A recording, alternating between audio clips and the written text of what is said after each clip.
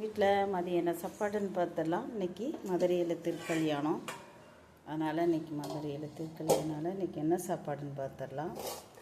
இன்றைக்கி சூடான சாதம்.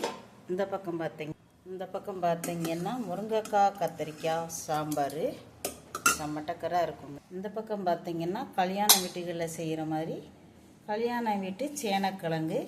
இந்த பக்கம் பார்த்தீங்கன்னா பருப்பு போட்டு கோஸு செம்ம டேஸ்ட்டாக இருக்குங்க. இது கூட கெட்டியான தயிர் இவ்வளோதாங்க இன்றைக்கி சாப்பாடு.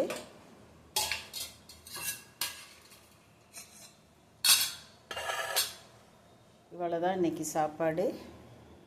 இதோட இந்த வீடியோ முடிச்சுக்கிறேன். இந்த சித்துராஜலட்சுமிக்கு சப்ஸ்கிரைப் பண்ணுங்கள், சப்போர்ட் பண்ணுங்கள், லைக் பண்ணுங்கள், ஷேர் பண்ணுங்கள், கமெண்ட்ஸ் பண்ணுங்கள். ப்ளீஸ் எனக்கு சப்போர்ட் கொடுங்க.